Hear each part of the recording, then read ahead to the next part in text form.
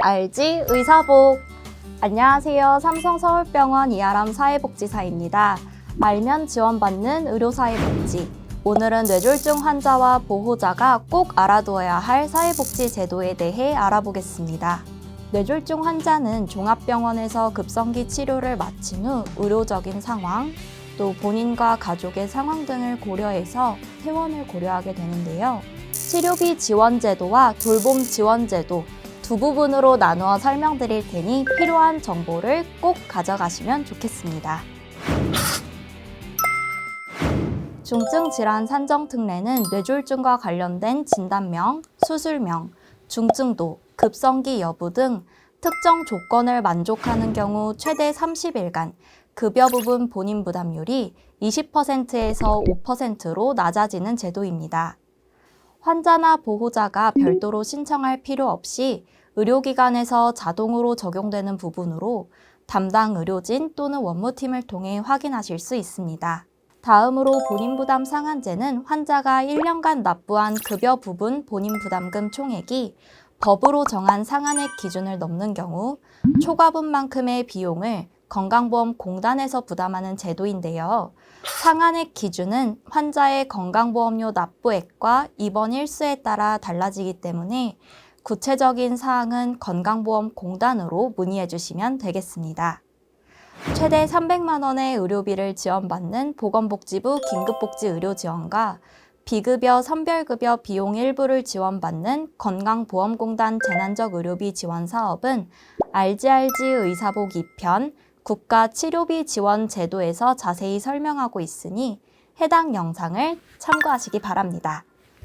참고로 주민등록 등본상 거주지가 서울특별시, 경기도, 인천광역시로 되어 있는 경우 지자체에서 별도의 긴급복지의료 지원 사업을 시행하고 있으니 거주지 관할 행정복지센터로 문의해 주시면 되겠습니다.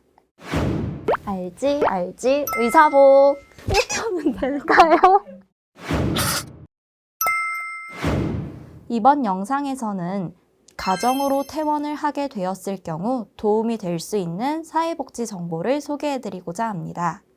먼저 가사간병 방문 지원 서비스는 신체 수발, 건강, 가사, 일상생활 지원 서비스를 제공합니다. 만 65세 미만으로 건강보험료 납부액과 대상자 기준 두 가지를 만족하는 경우 지원 서비스를 제공합니다. 산정 특례를 적용받은 적이 있는 뇌졸중 환자라면 6개월 이상 치료가 필요하다는 내용이 담긴 진단서를 준비하여 읍면동 행정복지센터를 통해 신청을 고려할 수 있습니다.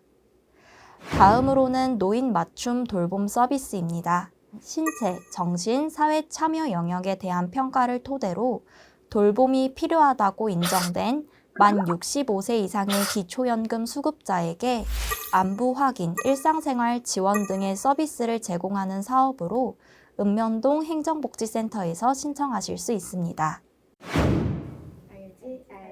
알지 의사복. 뇌졸중 발병 3개월 이후 시점에서 일상생활 수행에 큰 어려움을 겪고 있다면 의사소견서를 준비하여 건강보험공단에 장기요양 인정 신청을 하고 거주지 방문 조사 결과에 따라 장기요양 등급을 부여받아 서비스를 이용할 수 있습니다. 노인 장기요양보험은 독립적으로 일상생활을 수행하기 어렵다고 인정된 만 65세 이상의 노인 또는 만 65세 미만의 노인성 질환자가 신체 가사활동, 방문 목욕, 방문 간호, 주야간 단기 보호, 복지용구 지원 등의 서비스를 제공받는 제도입니다. 구체적인 사항은 건강보험공단으로 문의해 주시기 바랍니다. 뇌졸중 발병 후 6개월이 지난 시점에서 비교적 뚜렷한 장애가 남았다면 장애 등록도 가능합니다. 장애 등록 후에는 다양한 서비스를 이용할 수 있는데요. 그중 장애인 활동 지원 제도는 홀로 일상생활과 사회생활을 하기 어렵다고 인정된 만 6세 이상에서 만 65세 미만의 등록 장애인에게 신체 가사 활동, 외출 동행, 방문 목욕, 방문 간호 등의 서비스를 제공하는 제도입니다. 주민센터에서 신청 가능하고 서비스 지원 종합조사 결과에 따라 활동 지원 등급을 결정받아 서비스를 이용할 수 있습니다. 여기서 한 가지, 의료사회복지 상담을 진행하면서 환자나 보호자가 자주 물어보시는 질문이 있습니다.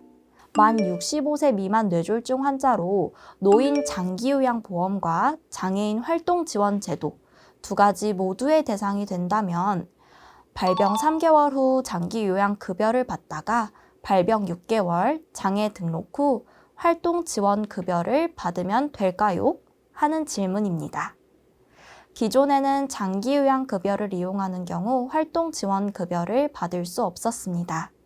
하지만 2023년부터는 장기요양급여 대상일지라도 사회적 활동에 어려움이 크다면 활동지원급여를 부가적으로 지원받을 수 있게 되었습니다.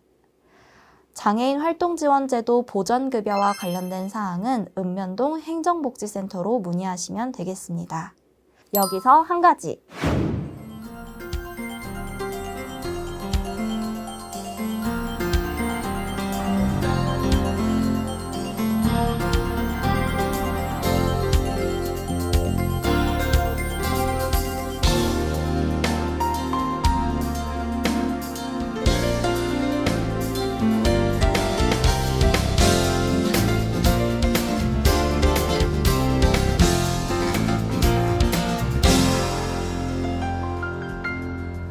알면 지원받는 의료사회복지, 뇌졸중 환자를 위한 사회복지 제도에 대해 알아보았습니다. 뇌졸중 환자가 집으로 복귀하기 위해서는 의학적 관리, 영양, 운동, 주거 환경 개선 등 다방면에서의 준비를 필요로 합니다. 지금까지 소개드린 돌봄 지원 사업 외에도 병원 동행 서비스, 장애인 콜택시 사업처럼 지자체에서 일상생활 지원 서비스를 운영하고 있을 수 있으니 읍면동 행정복지센터에 꼭 확인해 보시기 바랍니다. 이 외에도 치료비 마련에 어려움을 겪고 계시다면 담당 의료진을 통해 사회복지 상담을 꼭 요청해 주시기 바랍니다. 삼성서울병원 사회공헌팀은 앞으로도 환자와 가족을 위한 알기 쉬운 의료사회복지 정보로 찾아뵙겠습니다. 알지 의사복. 다음 편에서 뵐게요.